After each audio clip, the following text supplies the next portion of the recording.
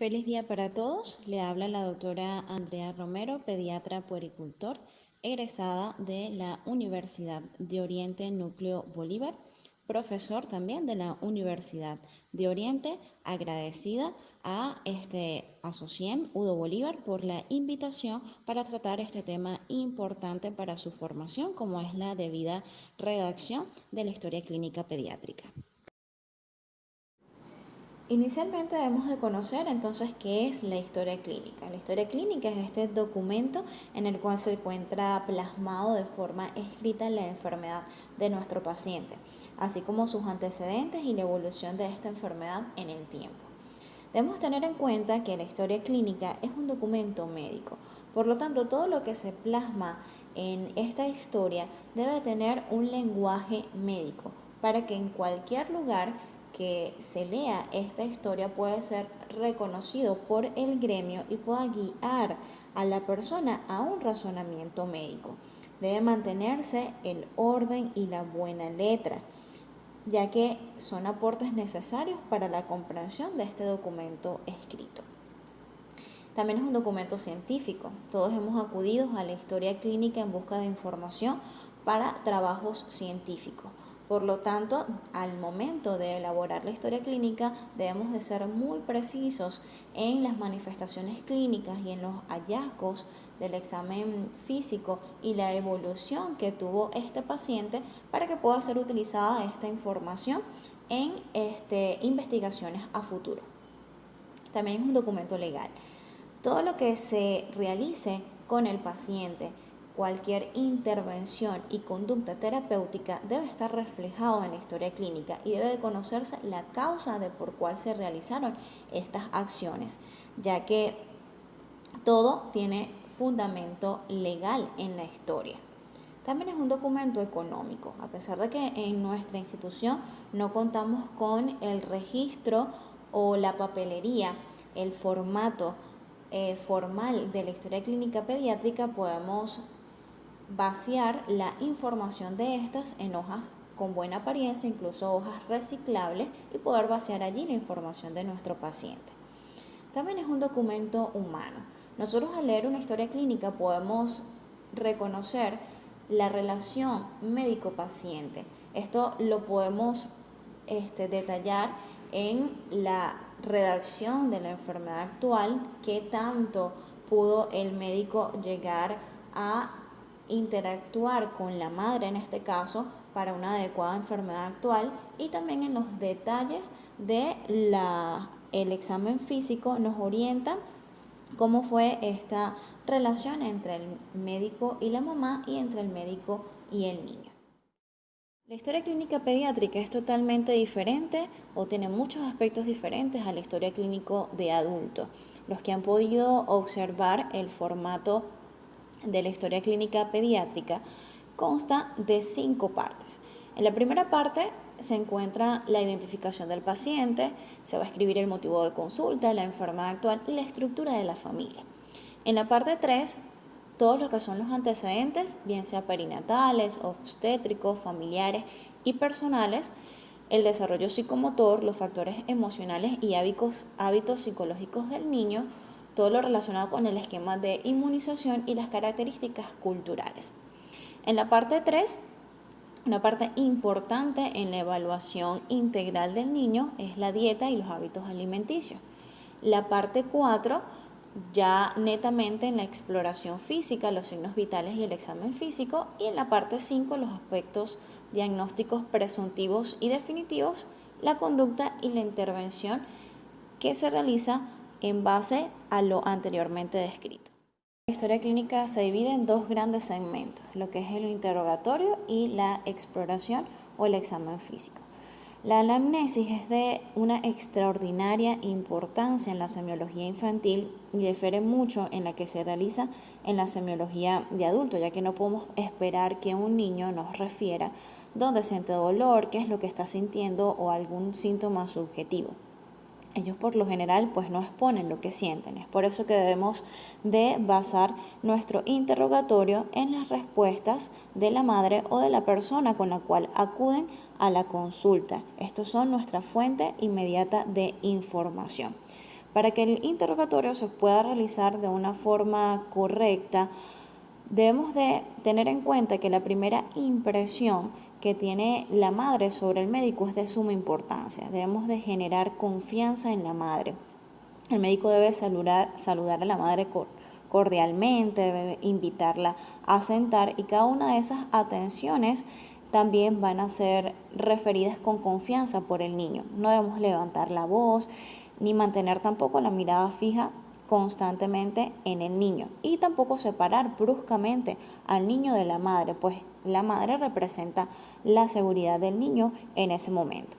Obviamente existen circunstancias de emergencias en la cual el interrogatorio no se puede realizar a la profundidad que amerita. Debemos de atender primeramente a estabilizar al paciente, pero nunca omitir el interrogatorio. Luego que se haya estabilizado al paciente, debemos nuevamente recurrir a indagar en la enfermedad actual y los hallazgos importantes en el interrogatorio. Al momento de la redacción, es de buena práctica no emplear el lenguaje del paciente. Hay muchas madres que refieren un lenguaje muy coloquial, nosotros debemos de traspolarlo al lenguaje médico, al lenguaje de la medicina, para poder entonces vaciar toda esta información médica. Sin embargo, al momento de poder extraer información del paciente, no debemos utilizar el vocabulario médico. Debemos de adaptarnos a ellos, pero redactarlo de forma médica en la historia clínica. Con lo primero que nos encontramos en la historia clínica pediátrica son con los datos de identificación del paciente, datos muy importantes que no debemos de omitir a la hora de la redacción, los cuales deben de plasmarse de forma correcta y con una letra legible para poder acceder a ellos de forma oportuna y sin ningún tipo de equivocaciones. Debemos de poder plasmar los apellidos y los nombres de nuestro paciente, teniendo en cuenta que si no está presentado, pues colocamos los datos de la madre. Importante la fecha y el lugar de nacimiento y la procedencia por estado y nacionalidad, ya que nos orientan hacia el diagnóstico de enfermedades endémicas de este lugar de procedencia, como leishmaniasis, paludismo, fiebre amarilla. La edad es muy importante, ya que hay ciertos síntomas o ciertos signos que nos tienen diferentes orientaciones diagnósticas de acuerdo a la edad. Aquí debemos de plasmar la edad precisa del paciente, lo más cercano a su fecha de nacimiento. No solamente colocar el año, es decir, que tiene 3 años de edad, sino colocar los años y los meses de vida, ya que hay diferencias remotas en un paciente cercano a un extremo u otro de edad. El sexo también es de vital importancia, sobre todo actualmente en Venezuela, donde algunos nombres no son orientadores del sexo, pues debemos de precisarlo en la identificación del paciente, teniendo particular importancia debido a que hay enfermedades que se presentan ligadas al sexo. Al igual que la raza, hay enfermedades ligadas a la raza blanca o la raza negra. Debemos de colocar la fecha de admisión, la fecha por la cual ingresó al centro de salud. La dirección actual completa y el teléfono son datos de gran valor, sobre todo en pacientes crónicos o pacientes que ameriten algún tipo de tratamiento o de asistencia domiciliaria. Si son familias que se han residenciado de forma reciente, colocar la residencia anterior, y si han ameritado los servicios hospitalarios, colocar también la fecha de admisión anterior. De vital importancia no omitir el dato de tener alguna persona de contacto, bien sea familiar o conocido, en los cuales se pueda avisar en caso de emergencia, colocar su parentesco, la dirección y el teléfono. También colocamos de forma completa el nombre del padre y de la madre, y todo paciente ingresado antes de pasar a la sala de hospitalización debe tener el número de historia. Recordamos la clasificación de los pacientes pediátricos de acuerdo al grupo etario, basándonos en la edad del paciente: el recién nacido de 0 a 28 días, el lactante menor de 29 días a 11 meses más 29 días, lactante mayor 12 meses a 23 meses más 29 días, preescolar de 2 a 5 años, 11 meses y 29 días, escolar de 6 años a 11 años, 11 meses y 29 días, y el adolescente de 12 a 18 años. El motivo de consulta representa la razón o las razones por las cuales la madre o el familiar decide llevar al niño a recibir atención médica.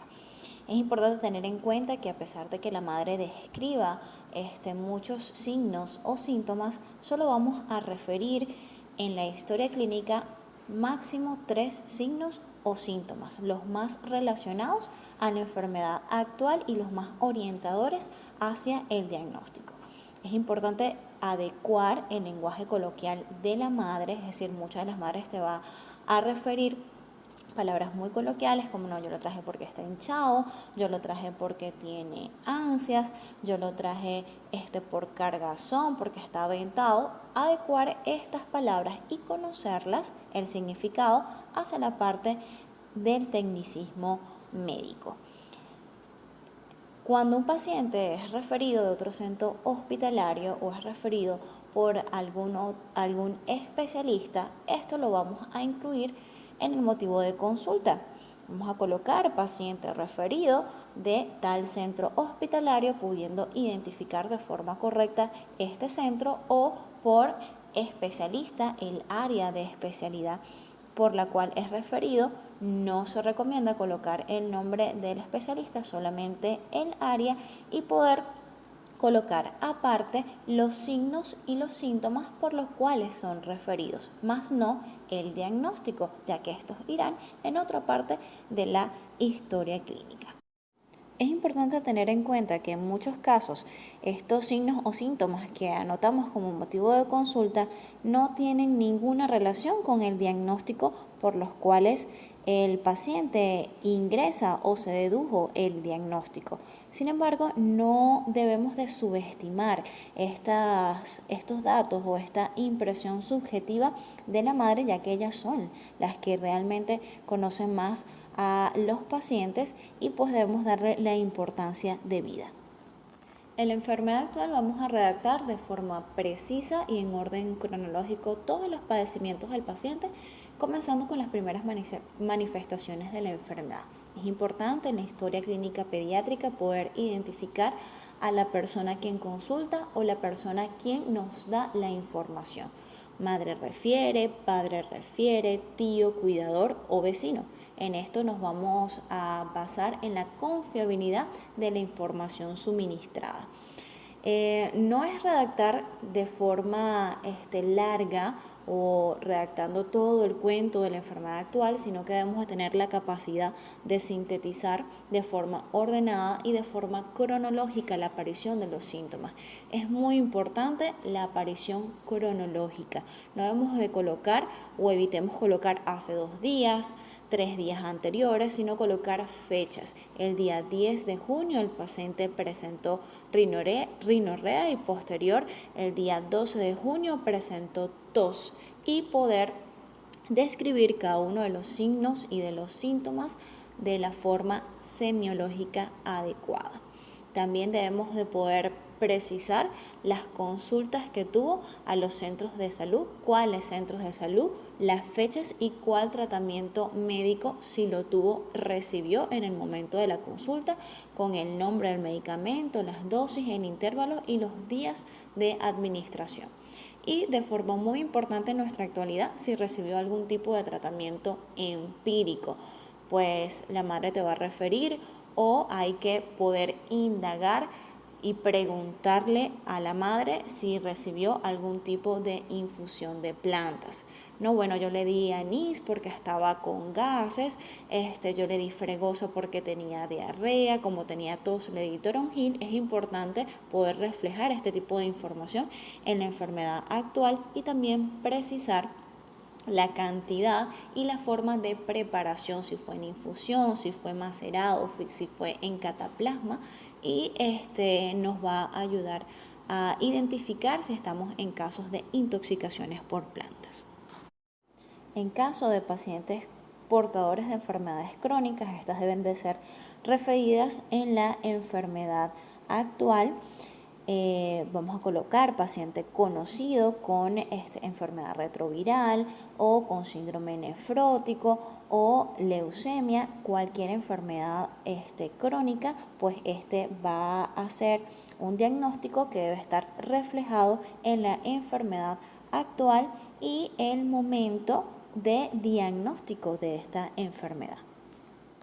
Un aspecto único de la historia clínica pediátrica de nuestro complejo hospitalario universitario Ruy Páez es la estructura de la familia. En esta vamos a representar gráficamente la composición de la familia. El círculo representa a una persona del sexo femenino, el rectángulo a una persona del sexo masculino. El círculo y el rectángulo, unidos por una línea horizontal, representan la unión en matrimonio o concubinato. La descendencia está representada por una línea horizontal paralela a la unión conyugal y unida a esta por una línea perpendicular. Ahora, cada uno de los hijos también van a ser representados por círculos o rectángulos según sean del sexo femenino o del sexo masculino. Estos círculos o rectángulos se van a unir también a la línea de descendencia por una perpendicular. Al pie de cada círculo o rectángulo se debe escribir el nombre y la edad de la persona que se ha representado con dicho símbolo. En los casos en los cuales la madre abandonó el hogar, vamos a representarlo a través de la línea oblicua que irrumpe la línea de unión de matrimonio o concubinato. En caso de que haya sido el padre, pues va a ser hacia el lado del rectángulo. En casos de muertes, además de la línea oblicua, vamos a poder representar con una cruz el fallecimiento, bien sea de la madre o del padre. En los casos en el que el padre abandona la familia, que lo identificamos a través de la línea oblicua hacia el lado del padre, que se representa por el rectángulo, y vemos que la madre nuevamente formó otra familia, vamos a trazar otra línea horizontal en unión al rectángulo que representa a la nueva pareja y vamos a trazar otra línea de descendencia con los hijos de esta nueva unión. Como podrán observar en la diapositiva, en la parte inferior tenemos un caso del padre que abandonó el hogar y la madre formó una nueva unión de la cual hay dos hijos. Cada uno de los símbolos pues representados tienen al pie de cada uno el nombre y la edad de los representados. Esto es importante porque de forma rápida podemos entender el ambiente o la composición de la familia en la cual se encuentra nuestro paciente. También en esta parte de la estructura familiar vamos a observar que debemos de anotar los datos de otras personas de la casa, el nombre, la edad, el parentesco con el paciente y el estado de salud. Esto es importante ya que debido al entorno familiar de este paciente o enfermedades contagiosas que hayan en la enfermedad nos orienta hacia los posibles diagnósticos del niño. Debemos de anotar el número total de personas que viven en la familia y también las características anatómicas de la familia. Si estamos en caso de una familia compuesta, es aquella en la que están presentes los dos cónyuges, mamá y papá, o figura materna y figura paterna, aunque sea de segundas nupcias. Si es una familia incompleta es cuando falta alguno de los cónyuges o alguna figura materna o paterna por abandono o muerte. Una familia nuclear está formada exclusivamente por los padres y por los hijos. Al contrario, la extendida es cuando además de padres e hijos hay otros familiares o amigos que viven juntos en la misma casa. Pasando a la segunda parte de la historia clínica pediátrica, tenemos los antecedentes. Debemos de indagar en los antecedentes prenatales y obstétricos. saber qué número de gesta es nuestro paciente, si fue un embarazo simple, gemelar o múltiple, la edad gestacional al momento del nacimiento, pretérmino, a término o postérmino. Recordando que un recién nacido pretérmino es aquel recién nacido con una edad gestacional menor de 36 semanas, a término de 37 a 41 semanas y postérmino igual o mayor a 42 semanas. Si nuestra madre tuvo controles prenatales, cuántos controles o cuántas consultas ginecológicas asistió, teniendo en cuenta que un embarazo controlado es aquel que presenta mínimo 7 consultas. Es importante hacer énfasis en cuándo inició los controles, teniendo mínimo una consulta durante el primer trimestre del embarazo. Si fue asistencial o domiciliario, es decir, si recibió atención médica o por el contrario fue atendido por algún tipo de comadrona, esto es muy importante ya que nos habla acerca de los riesgos de infección en el momento de la atención del parto, si fueron aplicadas las medidas de asepsia y antisepsia adecuada y si por el contrario tuvo algún contacto con algún material contaminado al momento del corte del cordón umbilical y el riesgo de tétanos. Si fue obtenido por un parto eutóxico simple, por un parto distóxico simple, esto es algo que van a ampliar cuando vean historia clínica ginecológica, si estuvieron ante la presencia de una distosia funicular, una distosia del canal de parto, o si por el contrario fue una cesárea segmentaria. Importante también poder describir cuál fue el motivo de la cesárea. Si también se utilizó algún tipo de instrumental o forceps para la extracción del recién nacido debido a los riesgos de asfixia perinatal o lesiones al momento del nacimiento, si presentó algún tipo de complicación la madre durante el embarazo, si presentó infecciones urinarias, infecciones vaginales, en qué trimestre, con qué fueron tratadas, indagar en trastornos hipertensivos del embarazo, trastornos endocrinológicos como hipotiroidismo o diabetes mellitus y sí tuvo rupturas prematuras de membrana. Si hubo alguna complicación en el momento del parto, si hubo algún tipo de hemorragia, etcétera. Todo eso debemos de reflejarlos en esta parte de la historia clínica y si tenemos el acceso de algún dato importante en el momento o de transmisión transplacentaria como paludismo, sífilis, rubiola, sarampión, debemos de incluir también los exámenes de laboratorios o en caso tal de que la paciente en el último trimestre o próximo al parto presentó alguna enfermedad infecciosa. También se deben de colocar los antecedentes del periodo neonatal. Aquí describimos si lloró y respiró de forma espontánea el momento del nacimiento o si ameritó estimulación táctil o ventilatoria para su respuesta. Hay que anotar el peso al nacer, la talla al nacer y el perímetro cefálico que muchas de las madres olvidan fácilmente. Es importante en la historia clínica. Y debemos de interrogar si en algún momento hubo presencia de cianosis, si pasó lo que fue la ictericia fisiológica o al contrario fue una ictericia precoz antes de los 3 días de vida, si presentó algún tipo de hemorragias, movimientos tónicos clónicos, si estamos ante la presencia de un niño con algún tipo de malformación congénita y si ameritó hospitalización durante el periodo neonatal durante estos primeros 28 días. Si lo ameritó, poder especificar las razones y cuánto tiempo estuvo hospitalizado y qué tratamiento recibió. Desarrollo psicomotor, en historia clínica tenemos un espacio especial para anotar los momentos en los cuales nuestro paciente realizó estos hitos importantes del desarrollo, a los meses que sostuvo la cabeza, a los cuales se sentó, se paró, caminó, controló los esfínteres o brotó el primer diente y dijo sus primeras palabras. Muchas mamitas no recuerdan estos datos, por eso es de vital importancia.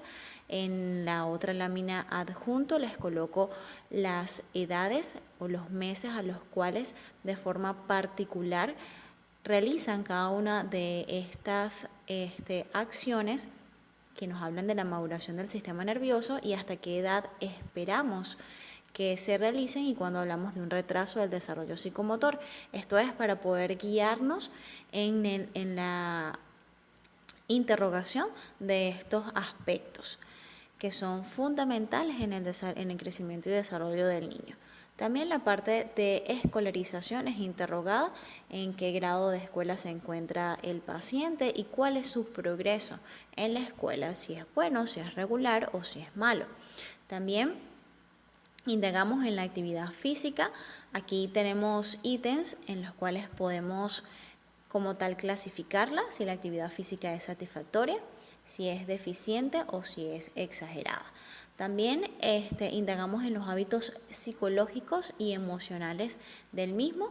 Describimos si el carácter es natural o si es propio para su edad, si por el contrario genera un carácter tímido o si es muy agresivo. Y evaluamos la parte social, si esto incluso no solamente al interrogarlo, sino al momento de observar al paciente podemos ver si es cordial, si se torna hostil, si es indiferente o si es fluctuante y la conducta que toma con otras personas. Si chupa dedos, si realiza juegos sociales con otros compañeros, las horas de sueño que realiza de forma nocturna y las siestas diarias que realiza, allí vamos a anotar las horas. Si por el contrario tiene hábitos como geofagia o onicofagia, también debemos de anotarlos y cómo es en la parte sexual, cómo se relaciona con niños de su mismo sexo y cuáles son sus actividades de recreación u otros aspectos que creamos importantes o que las madres nos refieren en el interrogatorio en el hábito emocional y psicológico. Siempre debemos interrogar la parte de las inmunizaciones.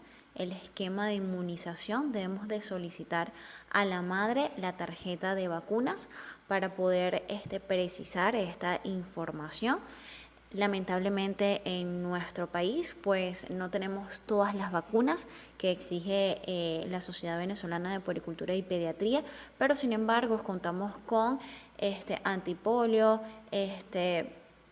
contamos con la pentavalente, la BCG, la antihepatitis B, la antiamarílica, la triple viral y por lo tanto estas vacunas no hay justificación para que nuestras madres no puedan colocárselas de forma correcta en el esquema correcto a nuestros pacientes. Esto es de vital importancia, sobre todo para las enfermedades infectocontagiosas prevenibles por vacuna, tener estos datos en la historia clínica. Adjuntos en las diapositivas les facilito el esquema de inmunización de la Sociedad Venezolana de Puericultura y Pediatría para este año, para que puedan estudiarlo y puedan tenerlo presente al momento de interrogar esta parte de inmunización y poder saber si el paciente tiene un esquema completo o incompleto o al menos parcialmente completo de acuerdo a las vacunas que se encuentran en las instituciones públicas. Continuando con los antecedentes, debemos de averiguar sobre los antecedentes patológicos personales, si es un paciente que es portador de algún tipo de enfermedad crónica, poder allí colocar el diagnóstico correcto, anotar la fecha del diagnóstico y el tratamiento el cual está recibiendo.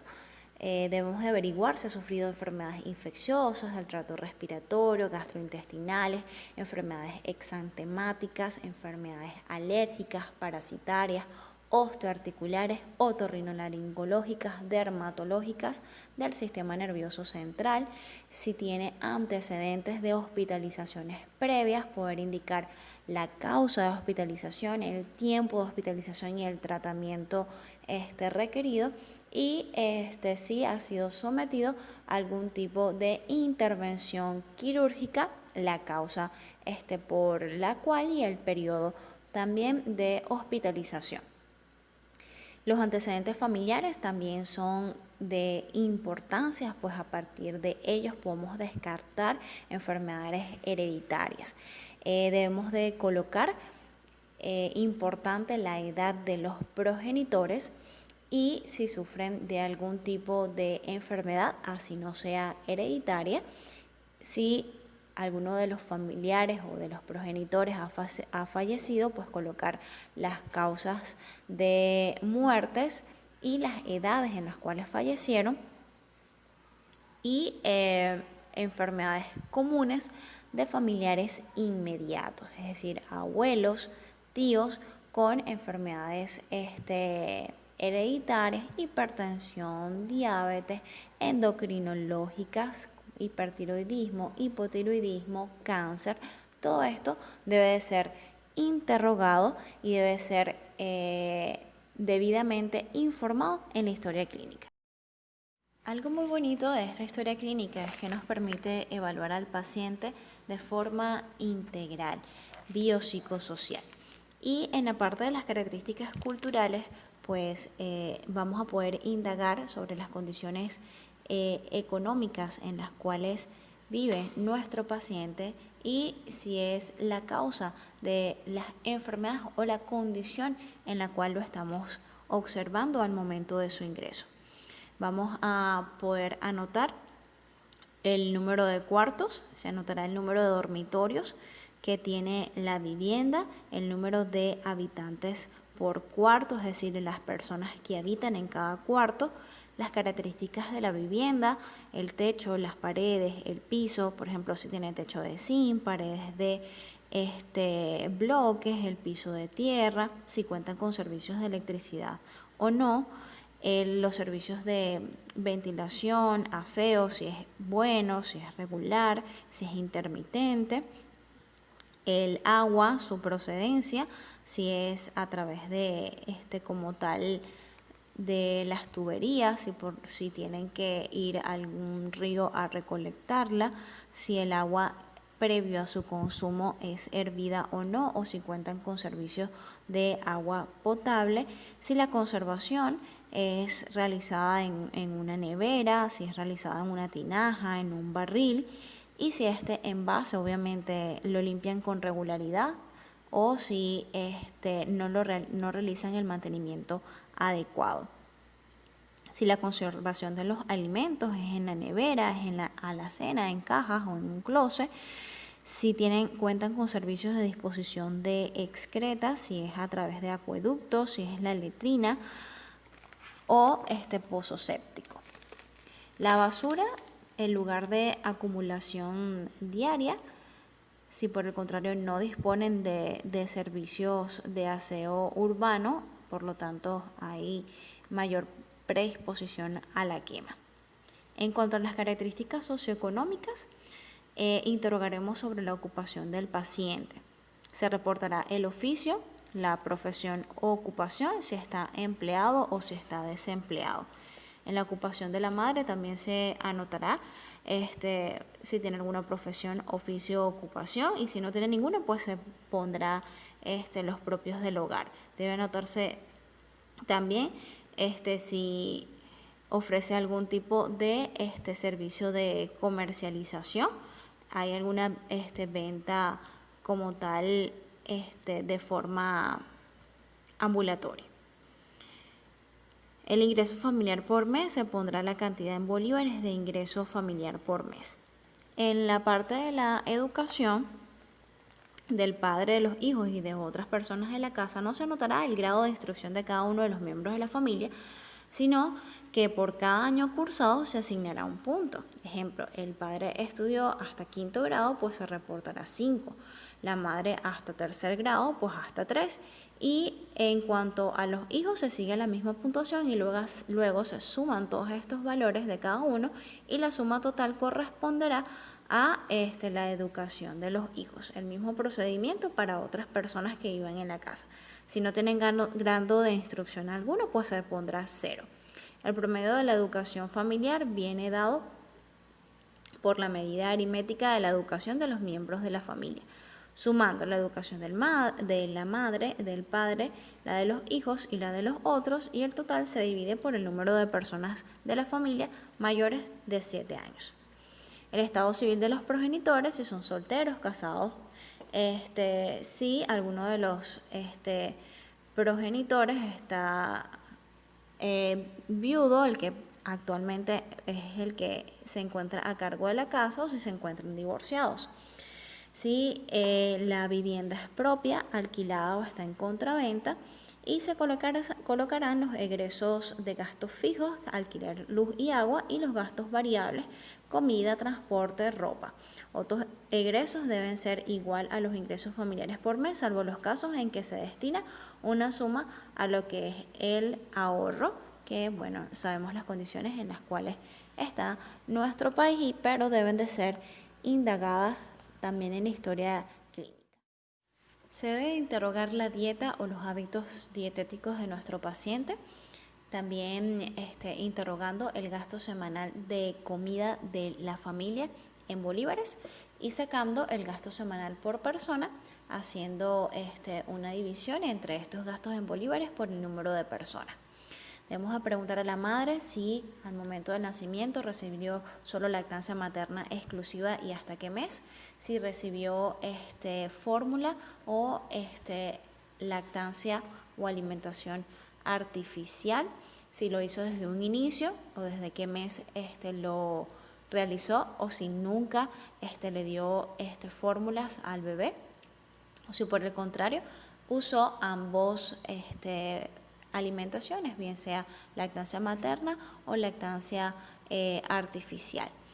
Es importante tener en cuenta que la ablactación o la alimentación complementaria es la introducción de cualquier alimento distinto a la lactancia materna y la fórmula. Es decir, mamis que iniciaron algún tipo de cereal, que le dieron al bebé teteritos de crema de arroz, teteros de agua de arroz, de maíz cariaco o de maicena, ya son niños que iniciaron su ablactación y que no cumplieron con la lactancia materna exclusiva hasta los 6 meses de edad, que es algo que tenemos el recurso de fomentar al momento de la interrogación o del interrogatorio de este paciente. En la parte de la dieta también tenemos un cuadro donde se indaga mucho más sobre estos hábitos alimenticios, donde tenemos una serie o una lista de alimentos de uso básico en nuestra alimentación venezolana, en los cuales vamos a ir preguntando por cada uno de estos alimentos y los días en los cuales el paciente come por semana. En la columna 0 se colocará una X cuando ese alimento interrogado no es utilizado o no es consumido ninguna vez a la semana. En la columna de 1 a 3 veces se coloca una X cuando ese alimento es utilizado de 1 a 3 veces por semana, igual o sucesivamente a los 4 o más veces por semana. Para expresar este cuadro en forma numérica se asigna el valor de 0 a cada X perteneciente a la primera columna. Se asigna el valor de 2 a cada X de la segunda columna y el valor de 4 a cada X en la tercera columna. Al final de la lista vamos a sumar cada uno de estos puntajes y vamos a tener si es una dieta con alimentos ricos en hidratos de carbono o alimentos ricos en proteína, y esto nos va a orientar acerca de que si nuestro paciente está disfrutando o se le proporciona una alimentación equilibrada. Al momento del examen físico, en la valoración de los pacientes pediátricos es un poco más complejo, ya que debemos de generar empatía y confianza con el paciente al momento de la valoración. Los niños son muy sensibles o muy susceptibles a la asistencia a los centros de salud. Generalmente van a estar llorosos, van a estar angustiados, con mucho temor, y por tanto es el médico el que debe de generar confianza y debe de abrirse con el paciente para poder lograr una examinación, una evaluación completa. Aspectos puntuales es la posición en la cual colocamos al paciente. Debe ser de forma progresiva, siempre va a estar junto a la madre, nunca vamos a separarlo bruscamente de la madre. No debemos de acostarlo de forma brusca para examinarlo, debemos de hacerlo a su tiempo y no desvestirlo nosotros mismos, a menos que ya hayamos generado cierta confianza o cierto lazo y ellos nos permitan hacerlo. Del contrario, debe ser realizado por la madre, quienes son de vital ayuda para el examen físico. Cuando vamos a evaluar las partes dolorosas, deben de ser evaluadas de último para que el paciente no se sienta incómodo y de una vez se niegue a la exploración de las otras partes del examen físico. Generalmente los órganos o las maniobras en las cuales genera mucho más angustia se dejan de último, como son la exploración del aparato otorrinolaringológico, que se basa en la otoscopia directa y en la visualización de la cavidad oral. Antes de iniciar propiamente con el examen físico, es importante poder anotar cada uno de los datos antropométricos y evaluar los signos vitales del paciente. Debemos de anotar el peso, la talla, el perímetro cefálico, el perímetro torácico, abdominal, calcular la temperatura, el pulso, la presión arterial, la frecuencia cardíaca y la frecuencia respiratoria. Y algo muy importante en todos nuestros pacientes es poder dar un diagnóstico nutricional. Este diagnóstico nutricional lo hacemos basados en el peso, talla y edad de nuestro paciente en base a las curvas de la Organización Mundial de la Salud y las curvas de la Funda Credesa, que son curvas adecuadas, adaptadas a nuestros niños venezolanos. Tenemos varios índices de valoración nutricional, que es el peso-edad, peso-talla y talla-edad. El peso para la edad es uno de los índices antropométricos mayormente utilizados en los niños menores de 2 años y peso para la talla en niños mayores de 2 años. Peso para la talla en las curvas de la Organización Mundial de la Salud es una de las curvas más utilizadas para el diagnóstico de alteraciones en la nutrición, bien sea desnutrición u obesidad, y nos indican un estado de nutrición actual del paciente. La talla para la edad nos orientan en cuanto a pacientes con talla baja, como talla baja constitucional o talla baja por algún otro tipo de enfermedad, y también nos habla acerca de pacientes que cursan con una desnutrición crónica. En las siguientes diapositivas les traigo un material donde podrán revisar los valores de frecuencia cardíaca normales de acuerdo al grupo etario, la frecuencia respiratoria, la presión arterial de manera muy general. Sin embargo, es importante que tengan en cuenta que en pediatría la presión arterial se mide a través de percentiles, que son otras curvas basadas en la tensión arterial y la edad del paciente. Y parámetros importantes en las medidas nutricionales, que es el peso y la talla, cómo crece o cómo aumenta de peso el niño en el primer y segundo años, que son los estados de mayor crecimiento en cuanto al peso, y cómo aumentan en la talla hasta la edad escolar y de adolescentes. Allí van a poder revisar esa información para no hacer mucho más larga esta charla. Igual valores del perímetro cefálico y de la circunferencia torácica. Quisiera tomar algunos minutos para poder orientarnos un poco más en las curvas. Allí también en las diapositivas les tengo el material de las curvas como tal. Hay diferencias en la valoración de las curvas de Fundacredesa como de la Organización Mundial de la Salud. En Fundacredesa hablamos de percentiles. Hablamos de percentil menor de 10 bajo, un percentil normal entre 10 y 90 y un percentil alto mayor de 90. Al utilizar esta gráfica, primeramente identificamos el sexo de nuestro paciente, posteriormente identificamos la edad y pues extrapolamos el peso y la talla, y en base a estos percentiles pues realizamos el diagnóstico nutricional. Hay otras curvas en donde se presentan de acuerdo a los rangos de edad y de acuerdo a los diferentes índices. Tenemos índices de talla, edad, peso, talla y peso para la edad de forma individual. También para las curvas de la Organización Mundial de la Salud tenemos criterios y tenemos índices y parámetros basados en desviaciones estándar.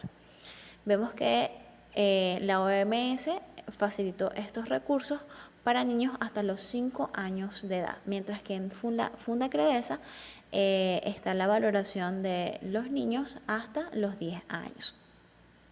Vemos entonces que en base a las curvas de la Organización Mundial de la Salud, de acuerdo a las desviaciones estándar, pues podemos hacer diagnósticos de desnutrición aguda severa, aguda moderada, riesgo de desnutrición aguda y un peso adecuado. Igual, cuando hablamos de percentiles elevados, pues riesgo de sobrepeso y obesidad. No voy a indagar mucho en esto, sin embargo le dejo allí la información y cualquier duda pues estoy a la orden. Al momento de realizar la exploración o el examen físico es importante que podamos tener a la mano cada uno de los instrumentos que vamos a utilizar para la exploración: la cinta métrica, el estetoscopio, otoscopio, oftalmoscopio, depresor lingual o baja lengua, alguna fuente de luz o linterna para realizar de forma correcta la exploración de los diferentes órganos. El orden de la redacción de la historia clínica lleva un orden cefalocaudal y es importante tener este orden mental a la hora de realizarlo. Iniciamos con la inspección general, donde vamos a observar las condiciones generales del paciente, la fase, las actitudes, las expresiones y, puntos importantes, la respiración o manifestaciones que podemos observar en el paciente de forma sencilla.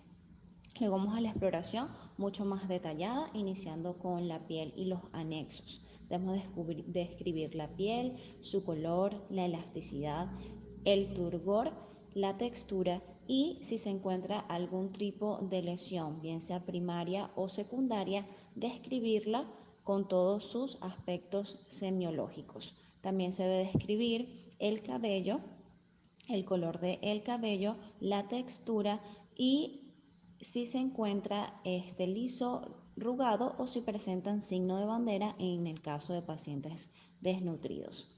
Si presentan alguna lesión de cuero cabelludo como dermatitis seborreica. A nivel de cráneo, vamos a describir primero el tipo de cráneo, si estamos ante la presencia de un cráneo normocéfalo o por el contrario es un dolicocéfalo, turricéfalo, que son también variantes de la anormalidad. Vamos a observar las fontanelas, vamos a describirlas, fontanela anterior, las medidas de estas, si se encuentran abombadas o normotensas, a describir si se palpan las sutura frontal o metóticas y cada una de las demás suturas. En cráneo, únicamente en el periodo neonatal se van a describir si presentan tumoraciones o reblandecimientos como caput sucedáneo o cefalohematoma. Del resto, niños mayores de un mes, y es importante que tengan claro esto, no se describe sin tumoraciones ni reblandecimientos. Solamente se van a describir si en caso tal lo presentan y que denota que es algo patológico.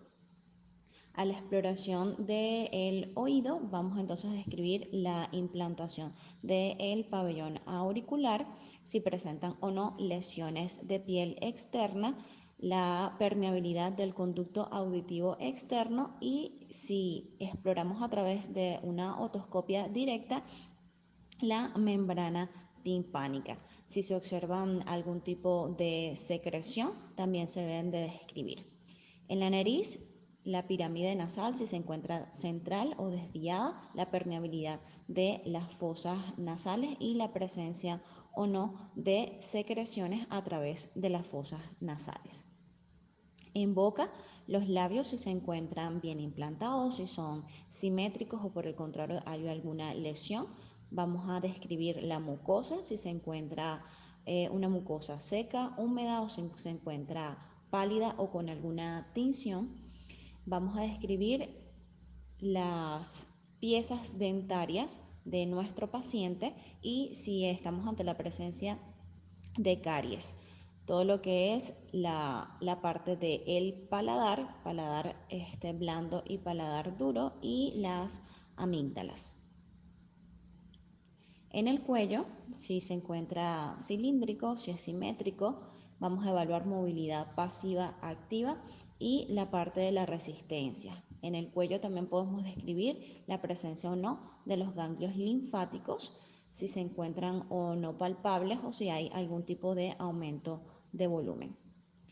En el tórax o aparato respiratorio, describimos principalmente qué tipo de respiración tiene el paciente, si es abdominal o tóraco-abdominal. Un tórax si se encuentra simétrico o asimétrico, expansible. Las vibraciones vocales si se encuentran presentes y simétricas en ambos campos pulmonares. La sonoridad a través de la palpación y los ruidos respiratorios se encuentran presentes o disminuidos en algún segmento de los hemitórax y si se encuentran o no agregados, algún tipo de sibilancias, roncos o crepitantes. A nivel del aparato circulatorio, vamos a primero observar el ápex, si se encuentra visible, si no se encuentra visible, palpable, en qué espacio intercostal y importante si se encuentra hiperdinámico o sostenido, las características de este ápex. Describimos los ruidos cardíacos, si se encuentran presentes, rítmicos y regulares, y si hay la presencia de algún tipo de soplo, lo llevamos o describimos de acuerdo a su intensidad a través de los grados.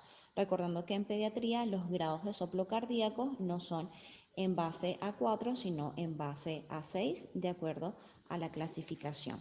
También vamos a describir los pulsos, si se encuentran presentes, simétricos y la amplitud de este pulso. En la parte del abdomen se encuentra plano, deprimible, blando, los ruidos hidroaéreos presentes, aumentados o abolidos, y en la parte de la palpación si se encuentran dolorosos a la palpación superficial y profunda, importante describir en qué región o segmento del abdomen.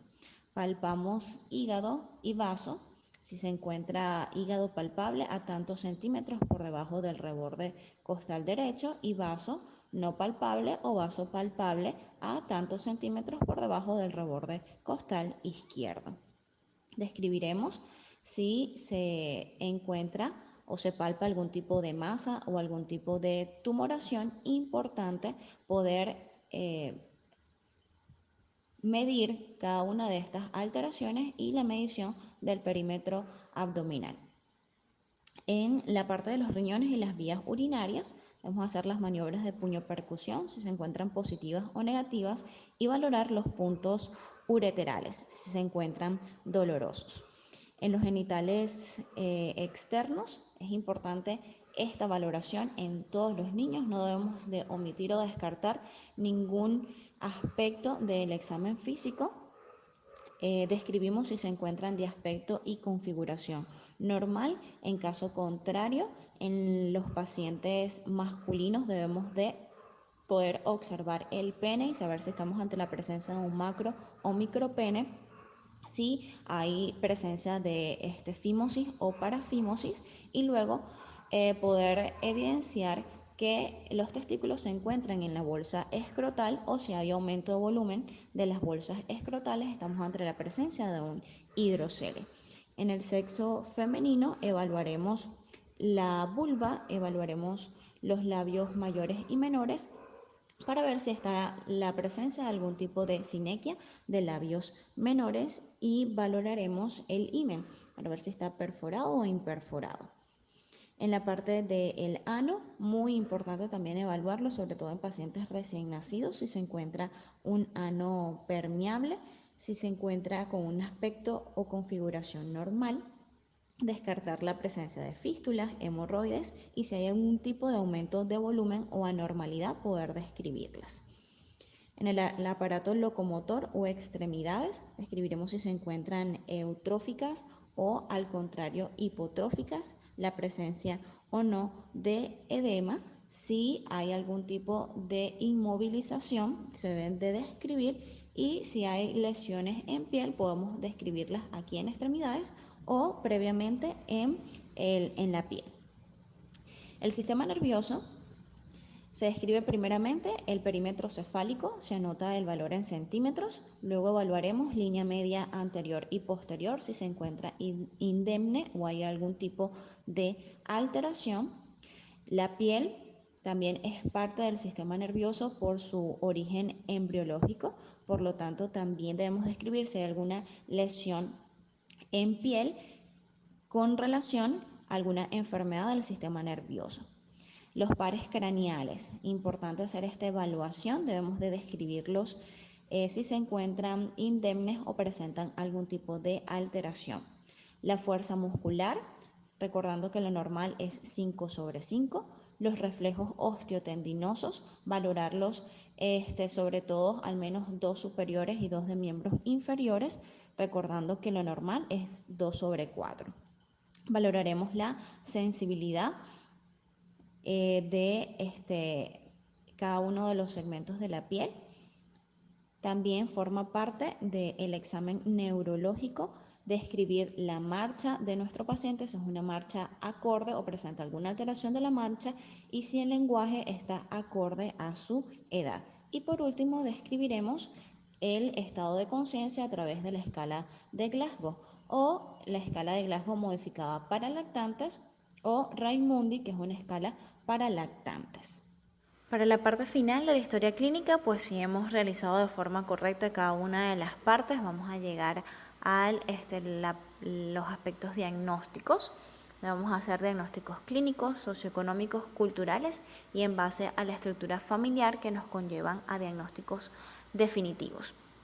No solamente se basa en hacer diagnósticos, sino poder implementar o llevar a cabo una conducta en base a aspectos preventivos que se hayan logrado identificar a lo largo del desarrollo de la historia clínica, aspectos netamente curativos y aspectos educativos que tienen una gran importancia en la educación familiar en los diversos aspectos interrogados en la historia. Y en la última parte vamos a también describir la intervención, bien sea quirúrgica o el tratamiento que requiere el paciente en base a los diagnósticos realizados. Pues quiero agradecerles a cada uno por su atención, dejándolos con un pensamiento bíblico en Mateo 19:14, que dice: dejad a los niños venid a mí y no se lo impidáis, porque de los tales es el reino de los cielos. Recordándole que debemos de ser como niños, debemos de aceptar esa amabilidad, esa generosidad y impartir empatía con ellos para lograr un buen interrogatorio y un buen examen físico y por lo tal un buen diagnóstico.